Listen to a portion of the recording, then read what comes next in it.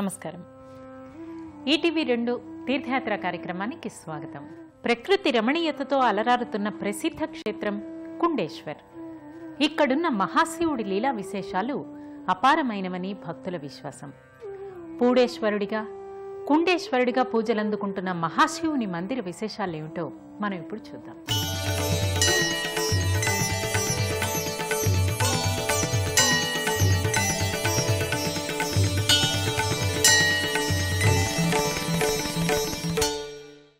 నిరంతరంగా సాగే ఈ దారి ఒకసారి పచ్చని అరణ్యాల గుండా సాగుతుంది.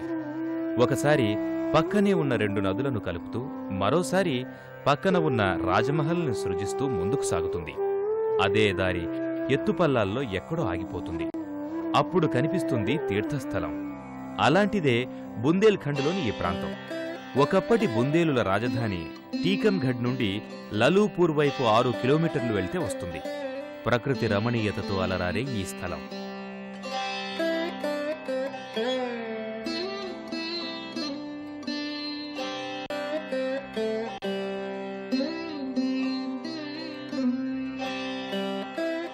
ఇదే కుండేశ్వర్.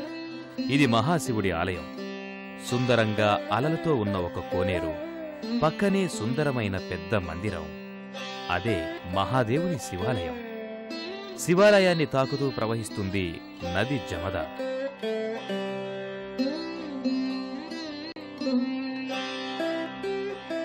కుండం చుట్టూ ఉన్న మామిడి, చందనం చెట్లు ఎగిరెగిరి శివుని దర్శనం చేసుకుంటున్నాయా అనిపిస్తుంది.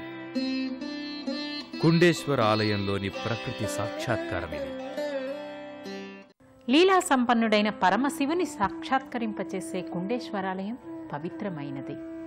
చారిత్రక ప్రాధాన్యం కల ఈ మందిరం నిత్యము భక్తులతో కిటకిటలాడుతుంది.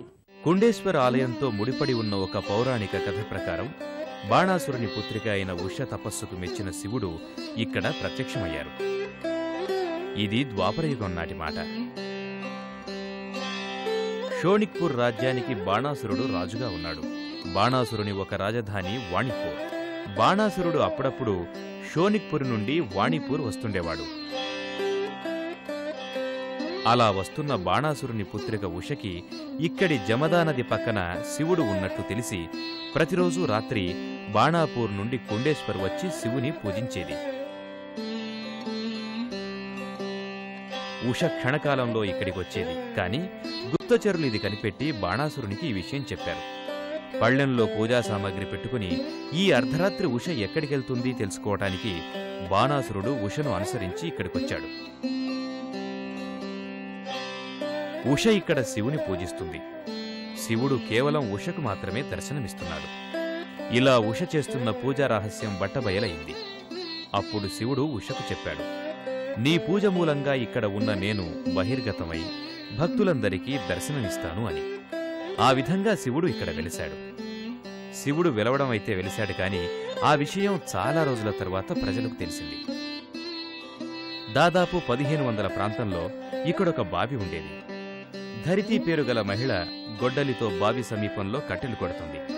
ఒక్కసారిగా గొడ్డలి జారి కింద ఉన్న పొదల్లో పడింది. ఆ చిరు పొదల్లోనే శివలింగం లభించింది. పొదలను పుడే అంటారు. అందుకే మొదట ఈ స్వామిని పుడేశ్వర్ అనేవారు. కాలక్రమంలో పుడేశ్వరుని కుండేశ్వరని అంటున్నారు. పక్కనే కుండనే కోనేరు ఉంది కనుక. వర్ణనల ప్రకారం 15వ శతాబ్దిలో ఈ శివలింగాన్ని భూమిపై కనుకొన్న సమయంలోనే దగ్గరలోని తుంగారణ్యంలో శ్రీ వల్లభాచార్యులు భాగవత కథ చెప్తున్నారు. ఈ విషయం తెలుసుకున్న శ్రీ వల్లభాచార్యులు శ్రీకుండేశ్వర్ వచ్చి బ్రాహ్మణుల సహాయంతో వైదిక సాంప్రదాయం ప్రకారం శివలింగానికి ప్రాణప్రతిష్ఠ కావించారు.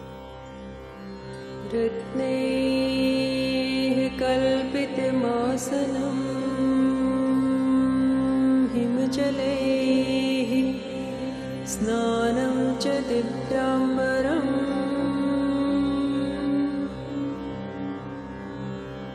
నానారత్న విభూషితం మృగమదా మోదాంకితం చందనం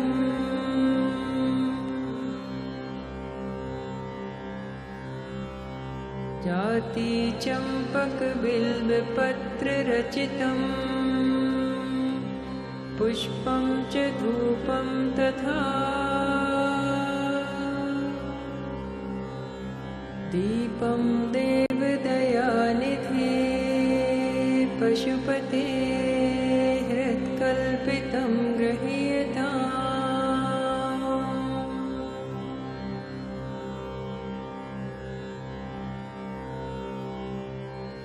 सौवर्णेन नवरत्नखण्डरचिते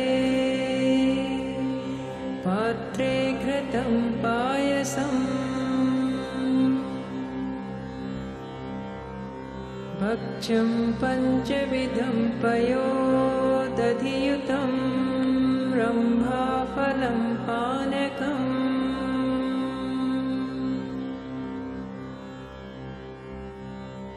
शाकानां కుండేశ్వర్లోని అద్భుతమైన ఈ శివలింగం భూమి నుండి 5 అడుగుల ఎత్తు ఉంది. సాక్షాత్కార సమయం నుండి ఈ శివలింగం కొంచెం కొంచెం పెరుగుతుంది. దీనితో పాటు భూతలం నుండి లోపలి వైపుకు పెద్ద గొయ్యి ఉంది. ఈ విషయం బుందేల్ రాజ్ వీర్ సింగ్ జుదేవ్ కాలంలో శివాలయం నిర్మాణం కోసం తవ్వకాలు కావించినప్పుడు బయటపడింది. ఇక్కడ ప్రచారంలో ఉన్న కథల ప్రకారం ఈ శివలింగం ఒక చిన్న గుడిలో ఉండేది. కుండేశ్వరుని ఖ్యాతి వ్యాప్తి చెందుతూ పోయింది. ఇక్కడ భక్తుల రద్దీ అదేవిధంగా పెరుగుతూ వస్తుంది. చిన్నదైన శివాలయం భక్తులతో కిక్కిరిసిపోయింది. దాంతోపాటు శివలింగం ఎత్తు పెరుగుతుంది. అందుకు శివలింగంపై నిరంతర జలాధార ఏర్పాటు చేసి శాంతింపచేసేవారు.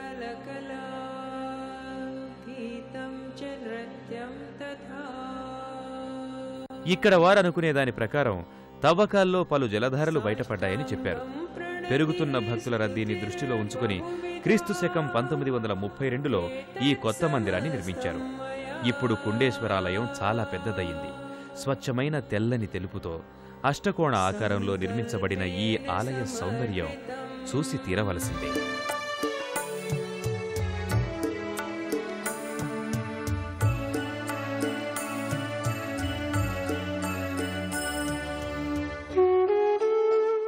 విశాలమైన ప్రాంగణం గల ఈ ఆలయానికి పక్కనే పెద్ద కోనేరుంది. కోనేరులోకి దిగడానికి విశాలమైన మెట్లున్నాయి. భక్తుల సౌకర్యాన్ని దృష్టిలో ఉంచుకుని ఈ ఏర్పాట్లు చేశారు. కుండేశ్వర్లోని శివలింగం యొక్క జలాభిషేకం ప్రసిద్ధిగాంచింది. కాని శివలింగం యొక్క అందం అలంకరణ తరువాత ఇనుమడిస్తుంది. ఆ సమయంలో ముందు జలాభిషేకం, ఆ తరువాత పంచామృతాలతో అభిషేకం చేయిస్తారు.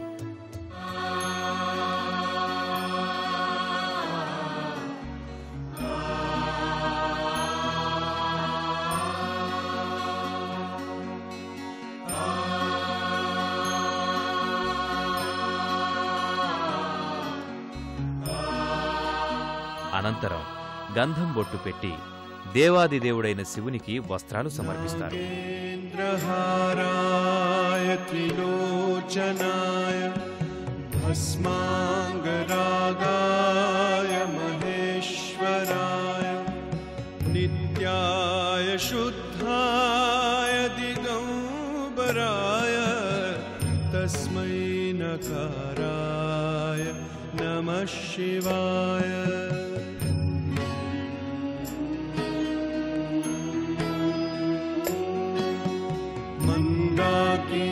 सलिलचन्दन चर्चिताय नन्दीश्वर प्रमथनाथ महेश्वराय मन्दार पुष्प बहुपुष्प सुपूजिताय तस्मै मकाराय नमः शिवाय.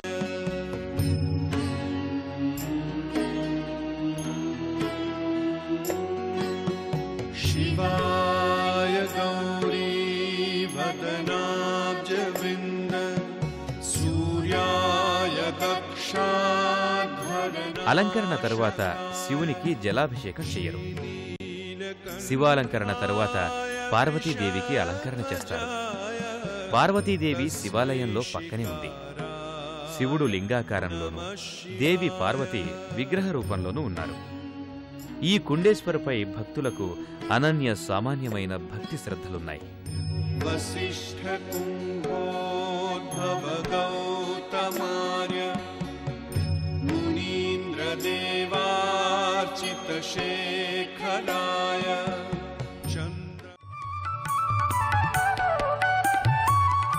కుండేశ్వరుని మహిమ వల్ల ఈ ఆలయ ఖ్యాతి మధ్యప్రదేశ్లోని ముఖ్య ఆలయాల్లో ఒకటిగా ప్రసిద్ధి పొందింది.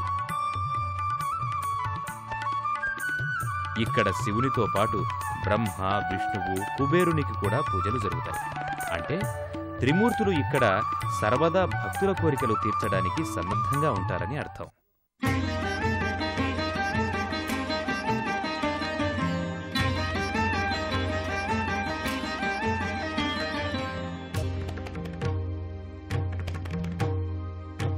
जटाटवीगलज्जलप्रवाहपावितस्थले कलेवलम्ब्यलम्बिताम्बुजङ्गतुङ्गमालिकां डमड्डमड्डमड्डमन्निनादवर्धमर्वयं चकार चण्डताण्डवं तनोतु न शिव शिवम्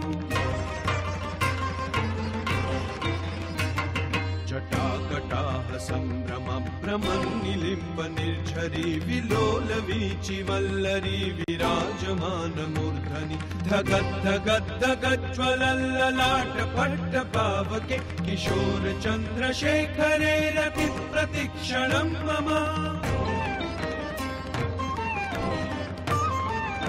धराधरेन्द्रनन्दिनी विलासबन्धुबन्धुरस्फुरद्दिगन्त सन्तति प्रमोदमान मानसे कृपाकटाक्षधोरणी निरुद्ध दुर्धरापदि क्वचित् दिगम्बरे. చారిత్రక ప్రాధాన్యం గల మరో క్షేత్రం టీకంఘడ్. పరమ పవిత్రమైన ఈ క్షేత్రం శ్రీరాముని పాదస్పర్శతో పునీతమైనది. ఆ విశేషాలేమిటో పరిశీలించండి. టీకంఘడ్ మధ్యప్రదేశ్లోని ఒక పట్టణం, ఒక జిల్లా, ఒక తీర్థయాత్రాస్థలం. టీకం నుండి టీకంఘడ్గా మారింది. కృష్ణుడు విష్ణు భగవానుని ఒక రూపం. ఆయన 16 గుణాల సంపన్నుడు. ఆయనకు గల అనేక పేర్లలో ఒకటి టీకం. ఆయన పేరున గౌరవంగా ఈ పట్టణానికి టీకంఘడ్ అని పేరు పెట్టారు. కథ దాదాపు 16వ శతాబ్దం నాటిది. అప్పటి రాజులు వీర బుందేలులు. ముందు పేరేదైనా అయ్యుండొచ్చు, కాని ఈ నగరానికి టీకంఘడ్ అని పేరు పెట్టింది బుందేల్ మహారాజు మధుకర్ష. టీకంఘడ్ నామకరణం ఓర్ఝాతో ముడిపడింది. ఓర్ఝా మహారాజు కోటలో శ్రీరాముడు మహారాజుగా రావటం తెలుసుకుని కోటలాంటి మందిరం నిర్మించారు. దానినే నేడు చతుర్భుజ మందిరం అని పిలుస్తున్నారు. కాని శ్రీరాముడు మహారాణి కుముల్ గణేష్తో ఎక్కడైతే ప్రథమ ఆసనం ఇచ్చిందో అక్కడే మహల్లో ఉండిపోయాడు. అందుకే ఓర్జాలో ఒకే సమయంలో 2 రాజులు, అంటే ఒకరు మహారాజు రూపంలోని శ్రీరాముడు, రెండవ వారు మధుకర్ష మహారాజు ఎలా ఉండగలరు? అందుకని మధుకర్ష టీకంఘడ్ను తన రాజధానిగా మార్చుకున్నాడు. మధుకర్ష మహారాజు కృష్ణ భక్తుడు. అందుకే కృష్ణుని పేరైన టీకం పేరుతో టీకంఘడ్ అని నామకరణం చేశాడు. మధుకర్ష టీకంఘడ్ని రాజధానిగా చేసుకోవడంతో ఈ ప్రాంతం యొక్క స్వరూపం పూర్తిగా మారిపోయింది. అభివృద్ధి బాగా జరిగింది. మధుకర్ష వంశస్థులు పలు ఆలయాలు నిర్మించారు.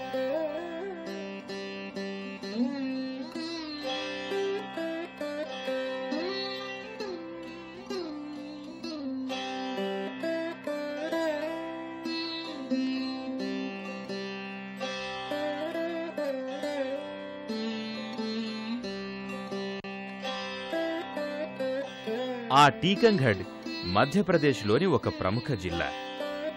ఇక్కడి నజర్బాగ్ మందిరం, బౌడీవాలా హనుమాన్ దర్శనీయ స్థలాలు. జిల్లా కేంద్రం టీకంఘడ్కు వచ్చే అన్ని దారులు బాగుంటాయి. సరిహద్దు రాష్ట్రం ఉత్తరప్రదేశ్లోని లలిత్పూర్ నుండి 55 కిలోమీటర్ల దూరంలో ఉంది టీకంఘడ్. భగవతీ మాత దుర్గామాతగా పూజలందుకుంటున్న మందిరం నాజర్బాగ్ మందిరం.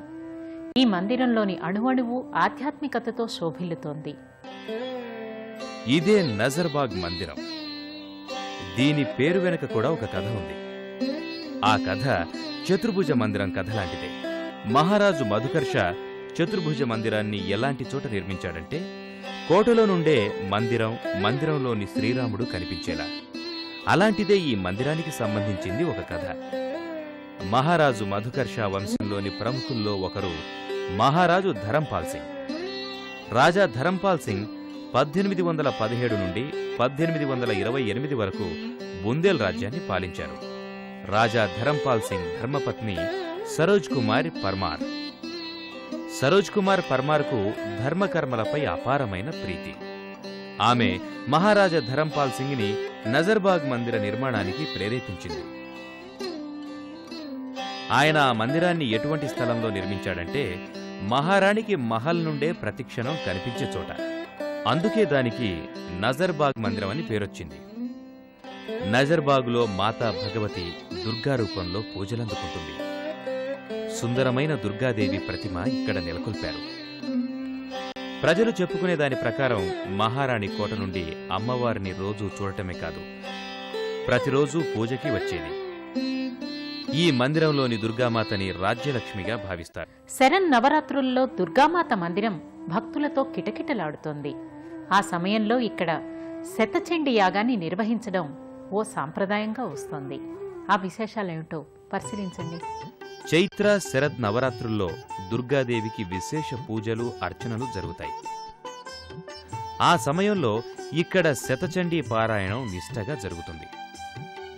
అందులో యంత్రం, కలశం, నవగ్రహాలు, మాత్రిక, సప్త ఋషి, సప్త చిరంజీవులు, 58 మంది యోగినులు, 50 మంది క్షేత్రపాలకులకు అందరికీ పూజలు జరుగుతాయి.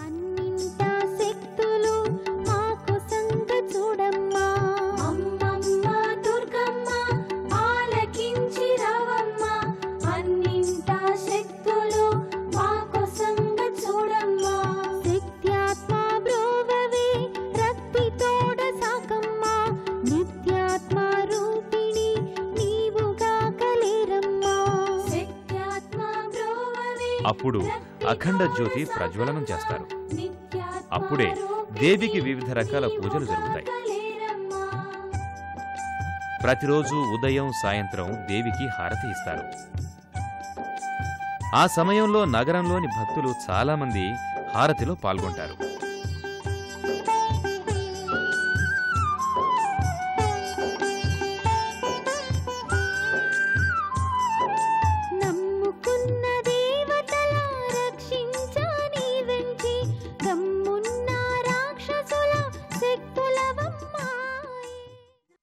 శ్రీరాముడు కూడా కొలువై ఉన్న మందిరం నజర్బాగ్ మందిరం. శ్రీరాముడు ఈ మందిరంలో రామరాజుగా పూజలందుకుంటున్నాడు.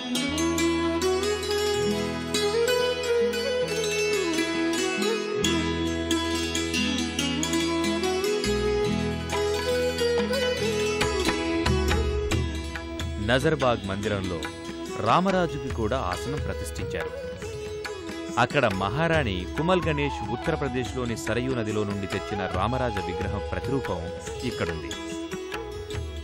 మధుకర్షా మహారాజు ఓర్ఝా నుండి టీకంఘడ్ వచ్చినప్పుడు కృష్ణభక్తి రామభక్తికి ఉన్న భేదం మర్చిపోయారు. అందుకే కృష్ణభక్తితో సమానంగా రామభక్తిని కూడా మనస్సున ధరించాడు. అందుకే ఆ వంశస్థురాలైన ధరంపాల్ సింగ్ ధర్మపత్ని సరోజ్ కుమార్ పర్మార్ నజర్బాగ్ మందిరం నిర్మించినప్పుడు అందులో రామరాజు విగ్రహాన్ని కూడా ప్రతిష్ఠించారు.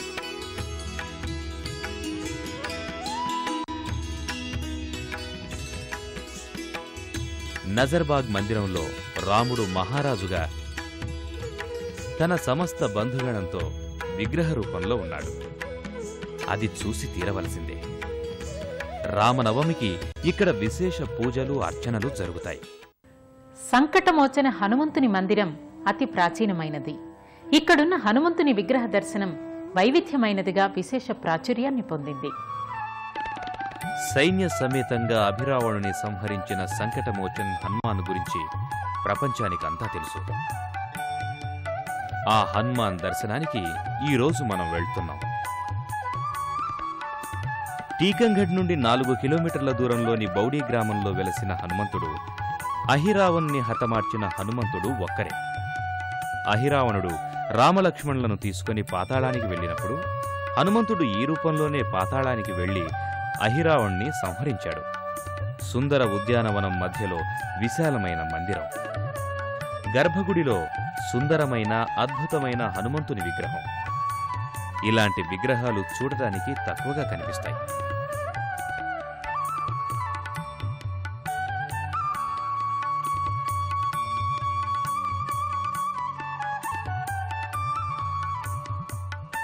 ఈ హనుమంతుని ముఖం సింధూర రంగులోనూ శరీరం నీలం రంగులోనూ ఉంది.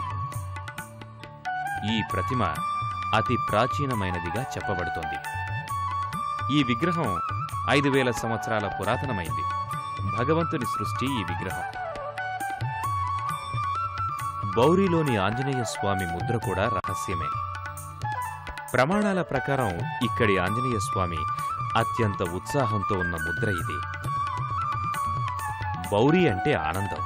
అందుకే ఈ హనుమంతునికి బౌరీ హనుమంతుడని పేరొచ్చింది.